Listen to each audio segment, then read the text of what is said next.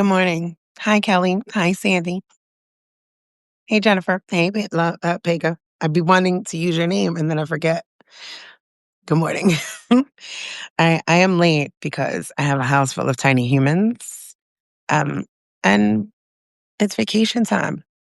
And my son has turned his bedroom into a basketball ring. Oh, Kel, that means you're off too. Come over. Let's make a date for when you're free. And you could come over and we could catch up. Plus, I need well, come over after Christmas, so your gift will be finished because we're working on that today and tomorrow. Good morning, sunshine. Oh, let me open this. I thought it was lighter. Oh, look at proper. This the light is returning. I'm on the opposite side of my couch. Can you see me? Is that too much light? Do you see this? Kay got me these for the holiday, so I opened up my solstice gift. I love that. I also love that she pays such attention. She not only this is what makes her an amazing business coach. Cause like, how do you know that? How do you know that, friends? How do you know that? Because you paid attention to me. So you know that I like little holes in my things and you know I'm always in a hat and I like to be cute. So I got a bag of just a whole I never too much, thank you. Just like a whole bunch of little amazing accoutrements that Morgan and I are sharing because Morgan is also extra. So good morning, good morning. All right, I'm trying to pull up all my notes. Let's see, because I'm slow today. So how was your solstice?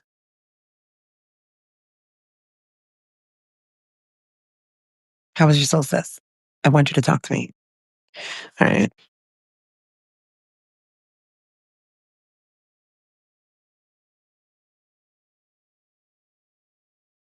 Da-da-da. Yesterday, I'm gonna tell you about mine. And what we're going to talk about today. I know I give an editorial calendar. I'm aware. I know that. I know it's what I do. So I gave my editorial calendar, and that's what I'm also trying to pull up so you know what we should be doing or what we said we were going to do. And it's taking editorial calendar. So what we were intended to be talking about. I think I sent you a picture of my altar, but I need to send it with candles lit. You did send me a picture of of your altar, and it was beautiful. I appreciate that.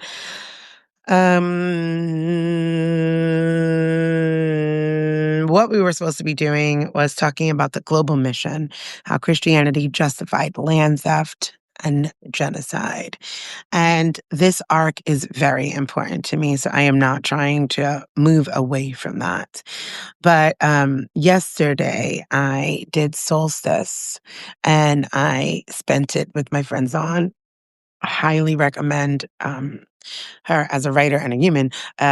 Zon Valines from Liberating. Oh, there she goes from Liberating Motherhood.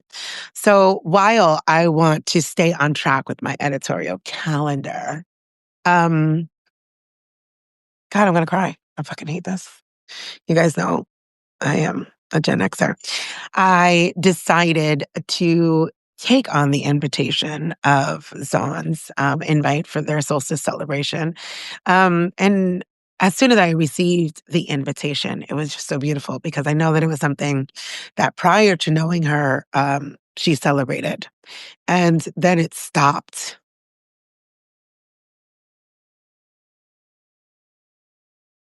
due to the loss of her child, her daughter, and her mother. So when I received the invite, it was something that I knew that I had to do.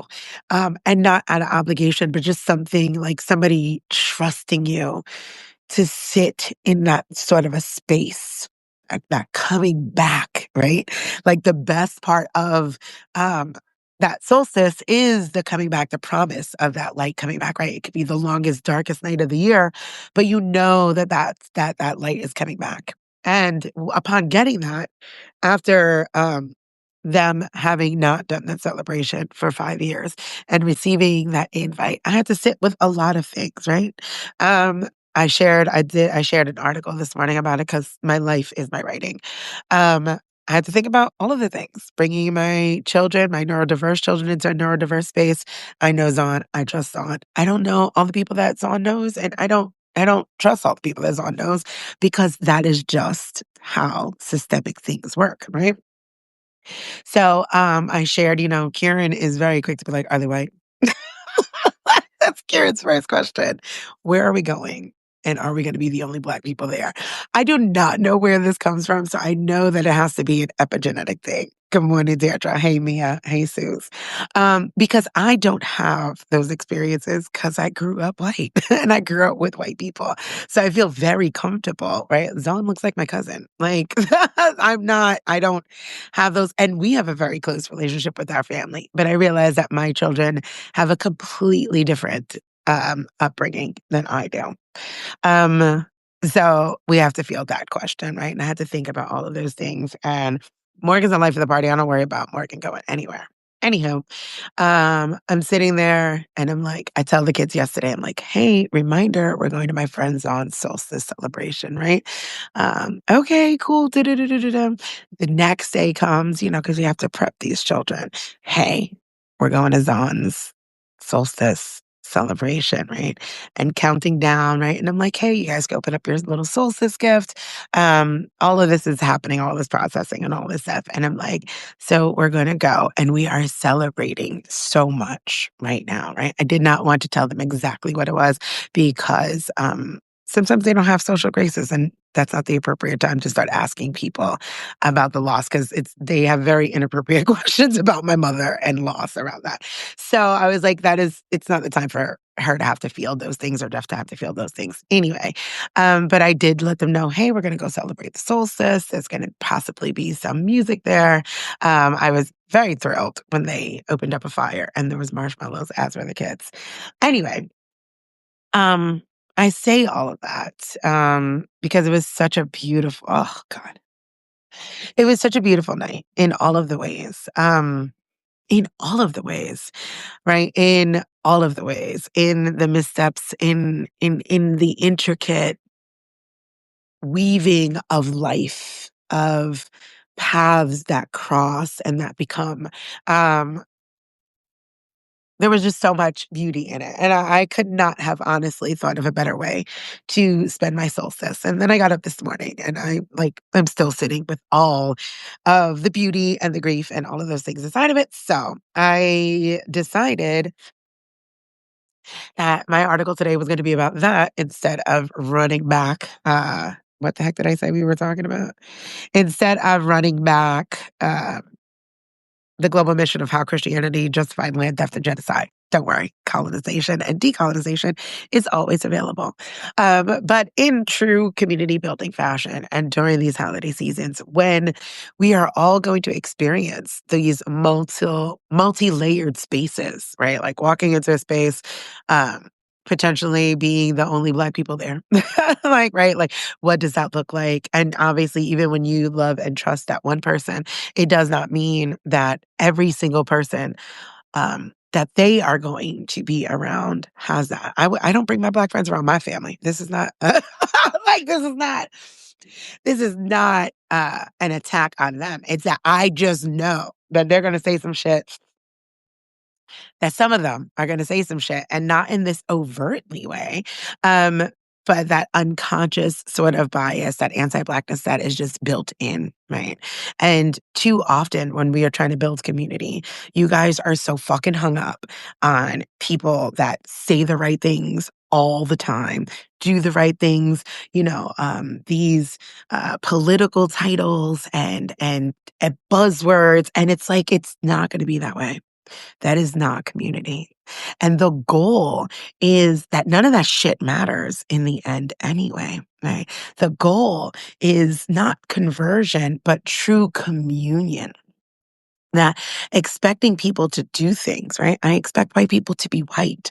I expect men to men. I expect children to be children. Like that sort of thing, right? Like, and not in a negative way, in a way that we recognize how society molds people, right? So giving that space, giving that grace, and recognizing everybody in community, you are not going to, again, agree in a line or two different things. You won't agree with every single thing that happens with people, but you should align. And what I could say from being there and in that shared space, um, is that Zon has curated an amazing community that is deeply aligned with her values and ethics. And you could see it there in that space, right? You could see it when Erin walked in their furry gear, and everybody was not, like shocked or what have you. They just really engaged Erin with conversation. Oh, well, what's your first owner's name? Tell me more. Oh, can I touch that? Like, what does it feel like? This true enthusiasm of meeting her.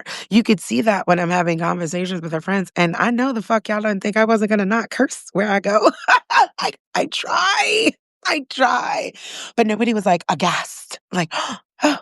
There was no respectability politics. There was no I did not feel like I needed to perform, and that was something so beautiful to experience, all whilst navigating the grief that was happening. Where's my son? Is he comfortable? Morgan dancing with Sherry's friends who were drumming. It was just so beautiful and so multi-layered. And I was like bursting with grief, joy, excitement, tension. Just so much. So I wanted to share that with you guys this morning.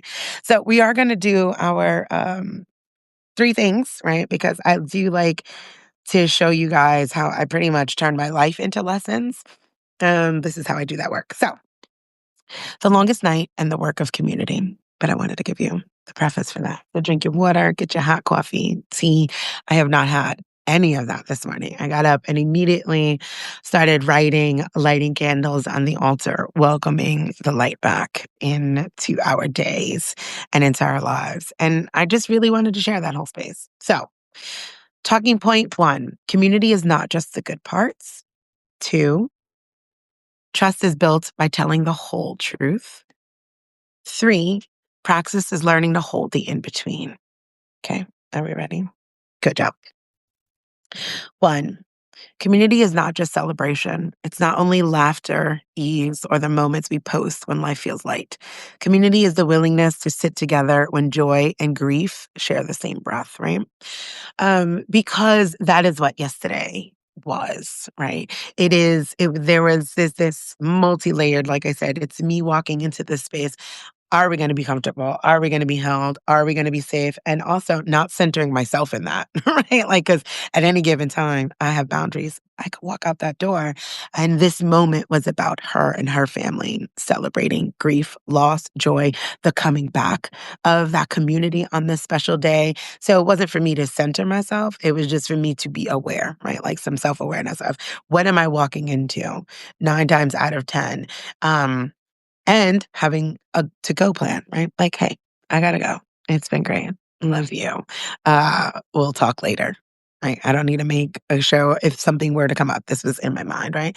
If the kids are uncomfortable, "Hey, love you. Thank you. This was great. We'll talk later." Same answer, same script, all of the things. If something was just, like, wildly egregious, "Hey, this was great. Love you. Thanks. Talk later." Because I'm gonna have that relationship with the person that I have a relationship with, and I don't need to center myself in that moment, right? So there's that multi-layer of me walking into this space. Then there's that multi-layer of recognizing the joy of her bringing back her community, old and new, because I'm new. And the grief of the loss of their daughter and, her mom and Jeff's mother-in-law, just all of this converging in this space of love and friendship, right? And what that looks like. So the reframe, right, when we're building community that I offer here is because, I keep telling you guys, we're not going to be just like around braiding each other's fucking hair and putting flowers in it. That's not community. And that is literally how community gets co-opted by colonized ways. This idea of a uniformed way of being, this idea that there will not be any conflict. The truth is, You need to learn conflict resolution.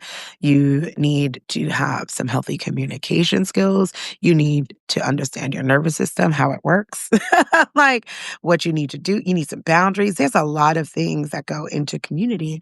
And it's not only during the good. And again, now we get to this binary because people are like, oh, but yes, I've been there. I would go to somebody's funeral and support them. Yes, that's either or.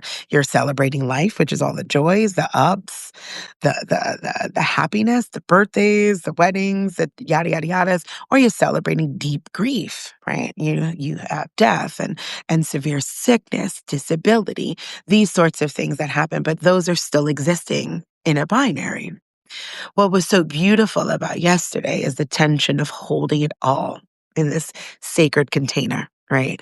Like in the beauty of we can celebrate life whilst holding the space for grief and death and remembrance. And that is a deeper marking of community. We all know the people that show up to funerals. Thank you. I'm not the person that will. Happy Monday, Ingrid. I'm not really the person that will show up to the funeral, but I am the person that'll check on you 2 months later. Like, how you doing? Do you need some soup? How are you processing? What's going on? Because grief doesn't go away. And in Zahn's article, God, I meant to quote that, but I will add it into this replay. In Zahn's article of it, there was something that she talked about, and she was like, and it's so fucking real. Oh, God. Zahn, if you're still on, what did you say? You were like, grief is not a process. It's basically, it's a permanent state. To paraphrase, and I will find the exact phrasing and put it in this replay. Um, but I often tell people that, right? Like, as somebody who's had tons of parental loss, I love this and I love you. The girls and I are sitting on the floor watching you and eating cook cake. I'm coming back. I meant to take those muffins on. I'm coming back for the muffins. And I love you too. As someone who is, I've had parental loss.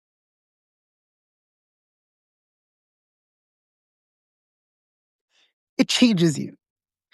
There is no process. It's just a new normal. It's just permanent. It's a permanent grief. Yep, grief is a permanent state. That's what you said. Yes, it leaves us permanently changed because it should. It should. And last week, it was just so perfect, this convergence, because last week I was talking about grief is the proof that love existed. And that is why we should allow it. So, anyway, you guys got me crying on camera. I don't know about this. Perimenopause is killing me. I've become a sucker. So when we're talking about community and sharing that space, there's a difference of sharing that wild grief, that immediate loss grief, and holding that space together in the joy. It was beautiful to see her mom's friends drumming and then my kid playing with them, and they gave her a lesson and they shared Sherry's favorite story. I cannot say the tree's name. I will put it back in here. But that's legacy. That's love. That's community. That is a story that I will now share with my children. And Morgan will have as a core memory from a person that she never knew, that she never knew. But that legacy of love, of community, what she built all those years ago with her friend group in her own advocacy is still carrying on through her child, through her grandchildren, through her son-in-law, through now myself, through my children. That is the beauty of community. And that is the beauty of the in-between. So the reframe that I offer here is if you've been taught that community is only for good times, you weren't taught community. You were taught convenience. It is not convenient. Community is not convenient. It's fucking hard work. You're crying too. I know. I'm a fucking sucker. I need some toilet paper. Like, use some little gloves here. Community is not convenient, folks. Like, reality is it's not.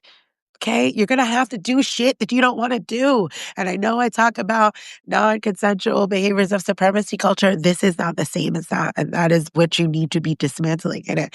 It is showing up in the discomfort. That's what I mean about doing stuff that you want to do. It's going to be uncomfortable.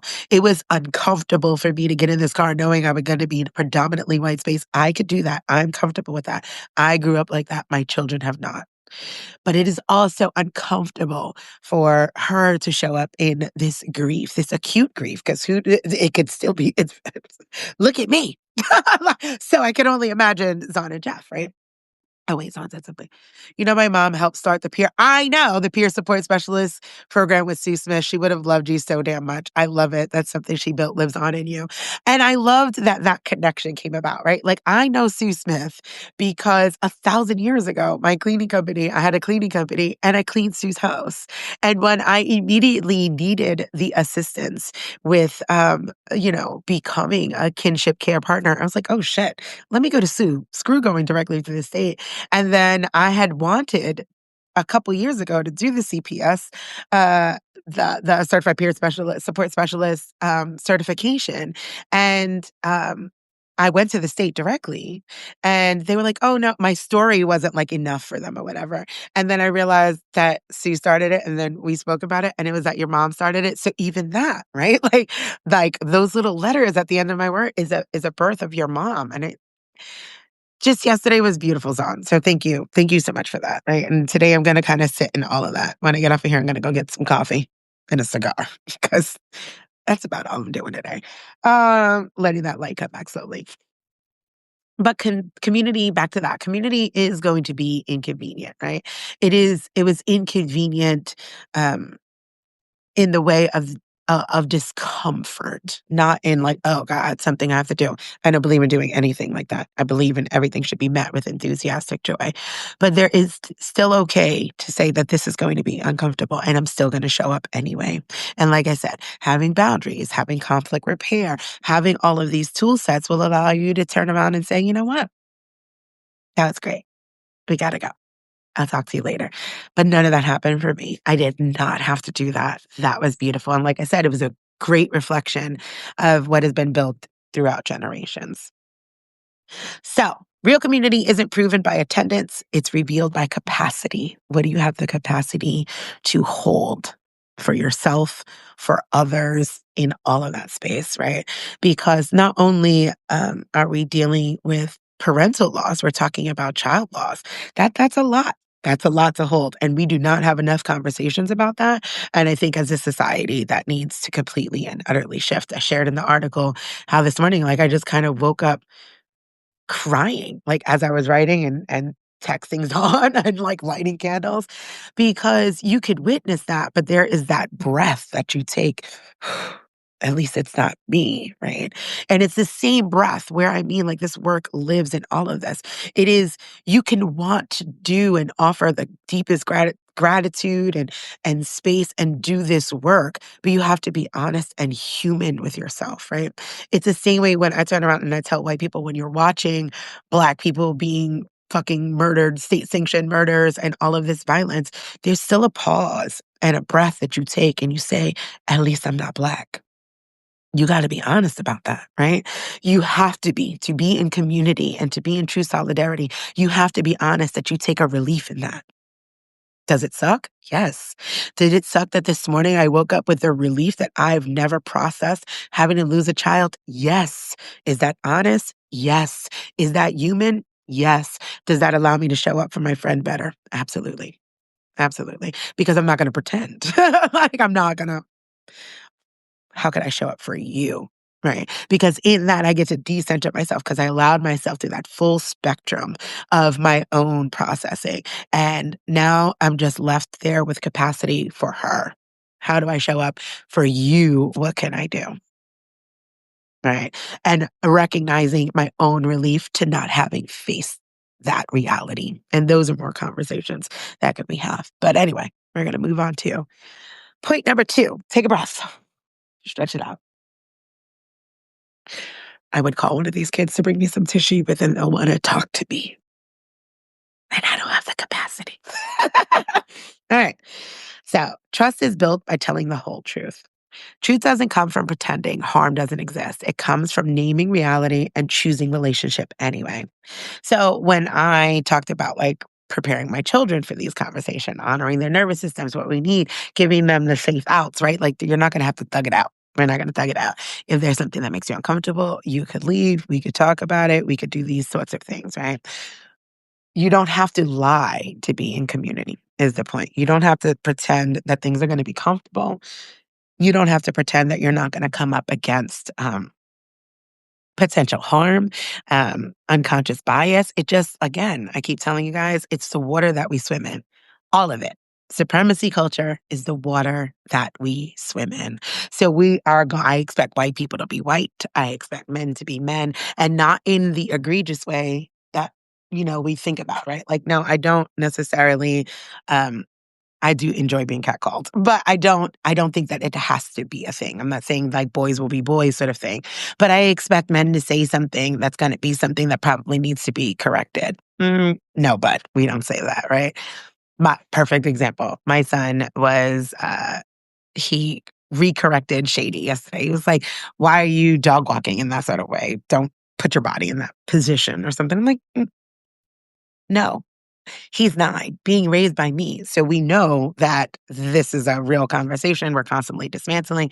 But society, being that this is the water we swim in, there is some policing that happens from male mask boy children to girl femme children. Do you need something? Morgan would like to say hi. Now go away. But since you're here, be useful and get mommy some tissue because I'm snot crying over here. May you please get me some tissue? No? Okay, thanks. Appreciate that, kiddo. The tissue. Huh? Who's this tissue? The iPad is not damn tissue. Go get me some real tissue, please. Here. You're silly, Billy. Can I get some tissue? Do you mind? I would appreciate it. That is some tissue. But now you're not going to have it for wrapping gifts. Okay, Shama. Oh, okay. Lisa said good morning. Oh, Lord. Kel said, hi, sweet Shady. Who's that? Gives me a rag. There we go. I love that. I need some handkerchiefs. Okay. So the reframe here is honesty does not destroy community. Avoidance does. Not being willing to have that conversation, not being high computer, not being willing to confront the fact that we are probably walking into a space where we will be the only Black people. Not me gaslighting my child, acting like it doesn't matter because it doesn't matter to me. Shady just snuck some Cheetos, or thought she snuck some Cheetos. But because my experience growing up is not the same as my children's, right? So I do not get to turn around and gaslight my child. Like, that's not real. That's not so. You could be comfortable. No, I grew up like white as hell, right? I grew up usually being the only in my family, right? Especially after my father passed, I was the only Black person in my family. Like my parents were the only mixers of the group, right? My Black family is monoracially Black through and through. I'm the lightest thing on my father's side of the family, and my mom's side is monoracially white and ethnically Irish through and through. I'm the darkest thing on my mother's side. So I grew up very comfortable being wherever I am. For a while, I was more comfortable in more white spaces anyway, because that was just like more my norm. My dad died when I was really young. My grandmother died when I was 13.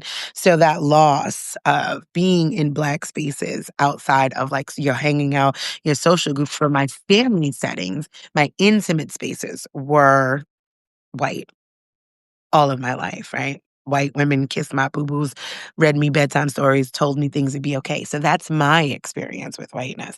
That is not their experience. They love their family, but they do not, this is who they see. And we experience the world, right, by what we're looking at, right? So like for them, they have a Black mother, a Black father, a Black grandmother, because my mom has passed, and they have white cousins and that stuff, but there is a distinct removal. You're talking about people that visit. You're talking about when you go to visit them, and he loves them to death. He has white godmother. But again, these people are not your immediate core people. Now, the other two do not have this experience, but Karen does, right? So I have to honor that truth. I do not gaslight my children. It is true for them because it's true for them. I don't know where the fuck he got it. I don't care because it's true for him. That means I need to address that truth, right? So that is the reframe, is that honesty does not destroy community, but avoidance does. Avoiding that and acting like, no, that's not a true feeling. That's not something. That's not gonna do anything, and that doesn't build community. True community relies on honesty. Yes, I'm uncomfortable, or here may be uncomfortable. So what are we gonna do about that? Again, "Hey, this is great. Gotta go. Talk to you later."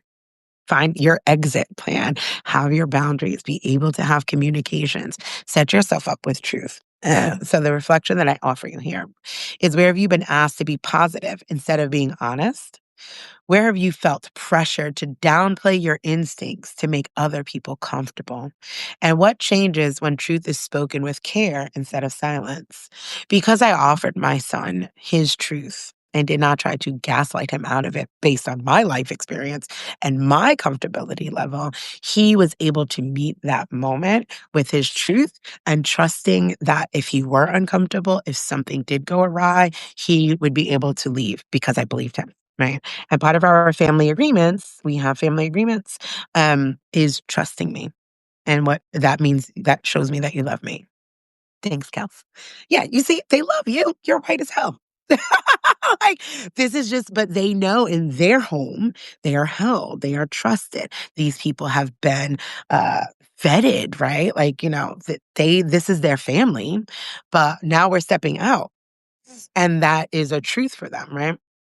So, all of that led to, by the end of the night, he was hugging Zawn multiple times and in her damn pantry taking some Gatorade. So basically, that's Auntie Zawn now. Because that is the one, right? Morgan has never met a stranger. Erin is cool as long as I'm anywhere they are. Erin a ride. Erin is a rider. Morgan is the life of the party. But Kieran fell in love. And that just says so much, right? Like, and that is the building of community for them, because whilst Zon and Jeff were my community, right? They have both been there for me in times of great need in my life.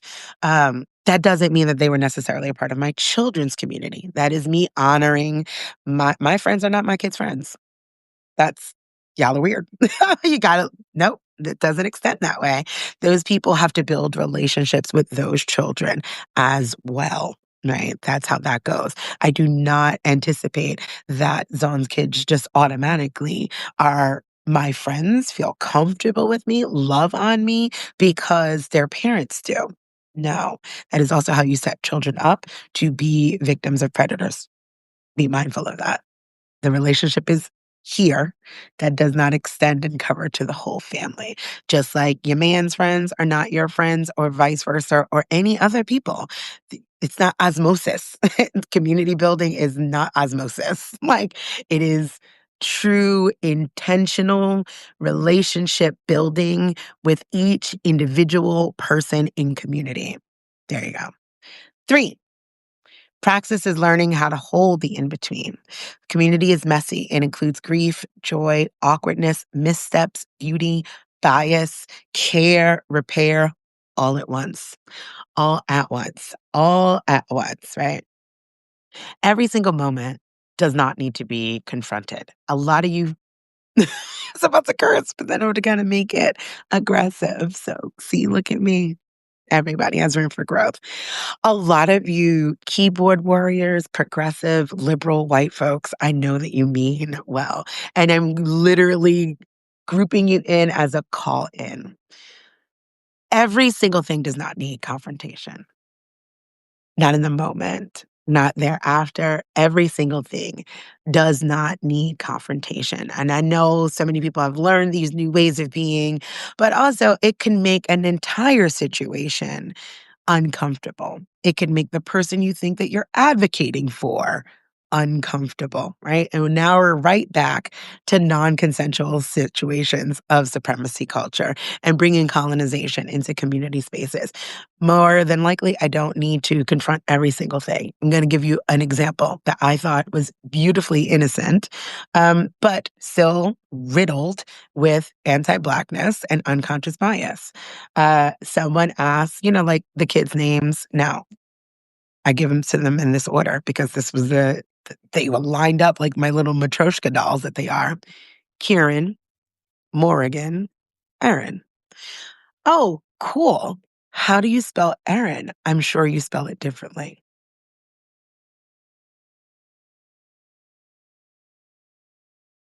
So I took a breath and I took a pause and I was like, is this the moment to do this? And I was like, this is not the moment to do this.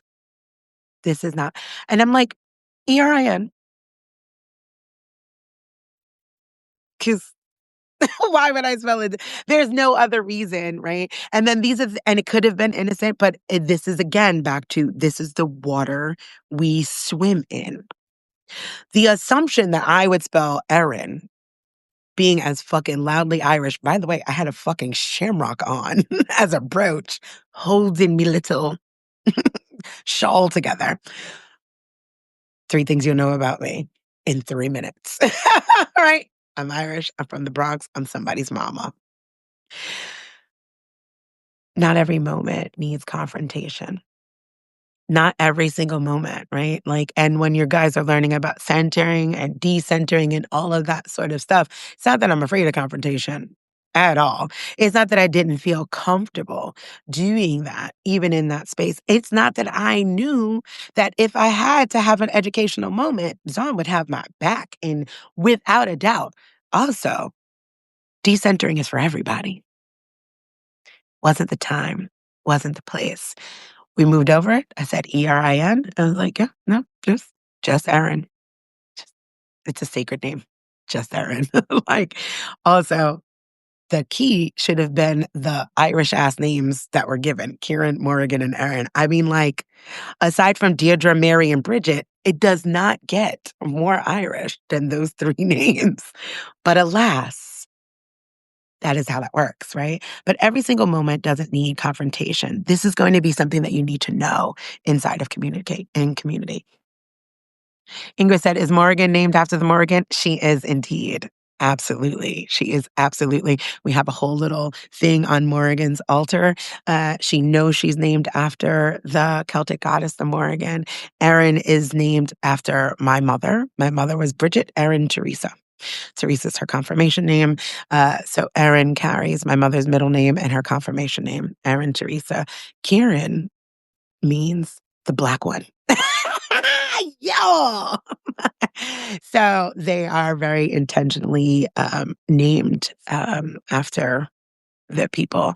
Plus, Ireland, Erin is the love name of Ireland, especially specifically during the Troubles. And it was just such a beautiful, fitting name.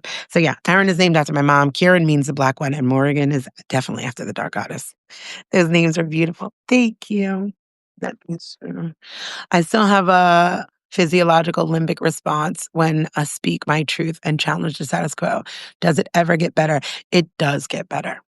It absolutely does get better. The more you ground into your truth, the more solid it is, and the more discernment you use. Like I said, I am a truthful speaker. I am confrontational intentionally, and that just wasn't the time, right? The more I found, the more rooted I got in my discernment was the easier my body responses to it. I told you guys when I was a kid, I would literally vomit. I now call it like when my clients go through it and they're like, I just feel so queasy. I'm like, it's called truth vomit.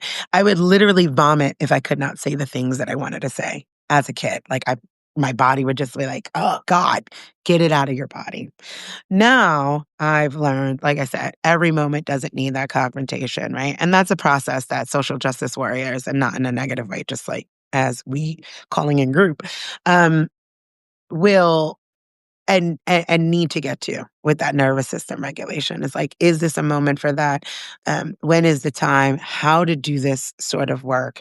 Um, who's safe, who's not, and what it looks like doing that in community. Because now, let's say there was a social justice warrior that heard that and did that shit, and like, why would you I would have been like, "Shorty, not now." Right? Like, now there's more work. Like, now you're actually placing work on me to do when I'm like, it's not that I have an issue with confronting a situation. It just didn't need to. Plus, I know I have a platform, right? This is a conversation that I'm now having. This is a confrontation of that, and not in a passive aggressive way, in an educational way. Maybe they'll read it. Maybe they'll hear it.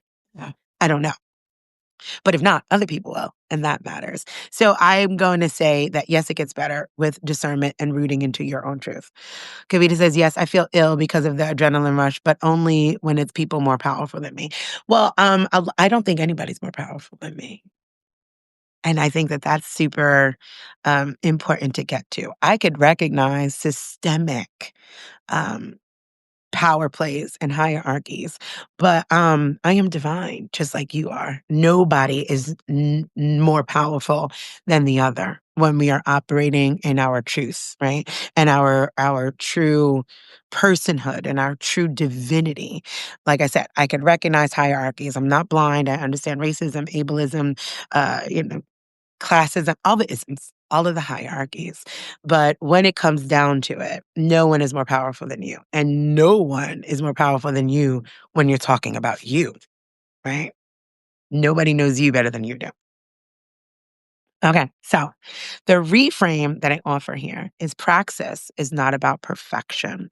It's about stay. Oh, and by the way, we wound up having an amazing conversation throughout for the rest of the night, and I scored a really awesome recipe that I will be trying. So it turned out wonderful, even moving past that moment, right? Because it just wasn't needed. And again, when you go into spaces where you're sharing community, expect people to be who the fuck they are, right? Who they are personally, who they have been shaped socially, and remember the water that we swim in. That is something I want you to keep. Susan said, that's beautiful. It was beautiful. Kavita said, yes, that's it, systemic. But yes, that's the change now. I know I am equal to or better than the white man who's my boss. Oh, yeah, no, like, yeah, there's no better or worse than, right? Like, we are all divine beings. I could recommend, like I said, I could recognize the systemic inequities and injustices that go on. But yeah, nobody's better than me. So hold that truth for yourself. So the reframe is praxis isn't about perfection. It's about staying long enough to repair for repair to be possible, right? And the reflection that I offer here is how do you respond when things aren't clean or when they're not resolved, right? Does everything need a resolution for you? Do you need to have this moment right here and right now? Is it appropriate? Where's your discernment? How vital is this? Specifically, when like I'm sharing it from the person experiencing it, but if somebody else had overheard it, right? Like, because the people that listen to me here are quite usually those that are navigating activism and dismantling. In that situation, would you have spoken up? And I hope not, right?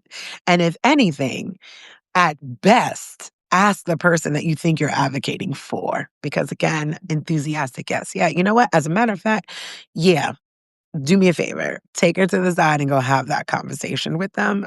I'm not invested in it enough, but I love that you are, and thanks for asking. Do you see the difference? Instead of you jumping in, jumping over, infantilizing Black people or anyone who I don't, I shared a story on TikTok maybe like 2 years ago. So I'm gonna give you this example outside of racism, right? Because again, the work is greater than just anti-racism. I'm going to talk about ableism here. Now, and how we show up with our own personal experiences. It's 2 years ago now, we are at the field, the baseball field. We're doing the end of year celebration, right? They call it Joychella at the kids' school. So, yes, 2 years ago, because last year it was canceled.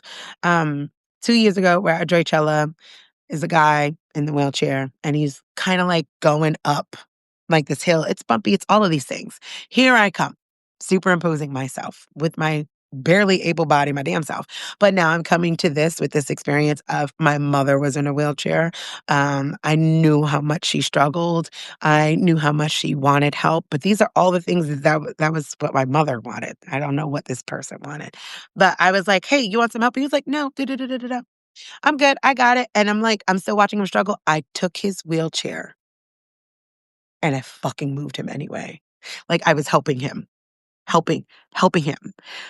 And then when I fucking sat down and thought about that, I was like, oh my God, I took away this man's entire fucking autonomy. Like, what is he doing whenever else he's struggling? Is he just waiting for somebody to come save him? Somebody with some semblance of able-bodiedness? And I took away his entire choice because what the fuck could he do? Could he get out of the wheelchair and push me off of it? I took his wheelchair by the handles, got him onto steady ground. It was like, okay, guys, did my good deed of the day. And I fucking wanted to choke on it. Like, 15 minutes later when I was sitting down, I was like, I went looking for him so I could apologize, but maybe at the time, he was on his way leaving. I don't know. But it was awful. It was awful. And if I could find the TikTok, I will attach it to this. So there's those things, is listening to people, actually believing people when they say no, giving them a chance to change their mind, all of those things, and consent in all of the things is super important. So, okay, the reflection. How do you respond when things aren't clean or resolved? Do you rush to fix, explain, leave, or perform? What would it look like to stay present without centering yourself? Right? Because that was my goal yesterday. My goal, and that doesn't mean, again, you guys get so caught up in these binaries and this either or. Um, and we're not like in some weird oppression Olympics when we're building community, right? Like, I was there for my friends. Like, I was there for my friends, and I felt like it was a sacred place and duty, and an honor to have been invited to sit with them in this beautiful celebration of grief and joy and life and return of the light, return of the community that they once had and shared, right, with Ember, with Sherry, um, and being a part of that one moment did not overshadow that. And I get to make that choice, right? So when you're in spaces and in shared community, you have got to let go of the idea that harm will not happen in community. You have got to let go of the idea that what we are creating and co-creating here is some utopia where those things don't happen, where people don't have missteps, right? What you're demanding as a monoculture and supremacy culture is the same thing. Right. Supremacy culture is a monoculture. It demands one right way. It demands the paternalism, the hierarchies. It demands racism. It demands ableism, classism, cis, hetero, gender, Christian, patriarchy, white, rich, maleness.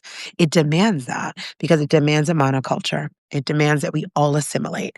We all become the same. And community demands that we honor each other's differences, that we honor where we each are in each other's lives and paths, and we offer grace and love and opportunity and repair and, yes, discomfort. You're going to have a lot of moments of tension and discomfort in community. And that is just the reality, friends. I don't know what to tell you. And if that is not something that you can deal with, that is absolutely fine. That just may mean you're just not at that stage of community building yet, right? Like, that just may not be it for you. And that is okay. That is okay. Because again, all encompassing, folks, all encompassing. So, in our closing, I wanted to say, because I'm going to grab myself some coffee, stretch this out, drink some water, light yet another candle, inviting more of that light, more of that community, holding that space, thanking, um, thanking them energetically for this legacy of love that just keeps on growing. I'm going to share Sherry's favorite song today, because Amy, who was an amazing Amy was feeling that jump. You feel me? You feel me? I shared a little video in my article. I'm talking about on it, and you could just feel the joy and the love that she was like bringing her friends right here. She was drumming up her spirit, and it was just beautiful. So I'm going to share that story with the kids today. I'll share it with you guys in the replay. And now more people will enjoy that story and her legacy and community and friendship. So here's what I'm closing with, guys. Listening ears. Life teaches lessons before theory ever does. Last night wasn't perfect, and that's why it mattered. We didn't bypass the darkness to get to the light. We stayed together. And the real question life keeps asking us is, can you hold all of it? The grief, the joy, the fear, the love, the awkwardness, and still stay human. This is the practice. This is the work. That is community. And with that, my friends, I am going to head off, get some coffee, and take care of my body. And I will put the article that was intended to be out today, probably later on today or maybe tomorrow. But sit with all of this. Sit with all of this because my life really is my teacher. And my goal is to bring real world life applications to you so that you too could allow life to be your teacher and not your albatross. All right. I love you guys. Blessed solstice. I will see you on Wednesday and then again on Friday. Deirdre's coming on with Friday with Friends. And then I'm going to take a break. Let me warn you guys now. I'm probably not coming back until January 12th, I think it is. The kids go back to school January 6th, and I'm going to need a week to recalibrate my own body and needs after being home for 3 weeks, day in and day out with my tiny humans, right? So I love you guys. Yes, yes. And I will see you on Friday, Deirdre. I'm super stoked. And I'm going to email you back so we can figure out what we're talking about. But that's about it. All right. Zon, if you're still on, I love you. I love you, Jeff. I love you, girls. Thank you for having me. And we may come on by for the Coke cake because that was some deliciousness. We're happy to take the muffins. Okay. Okay. Bye.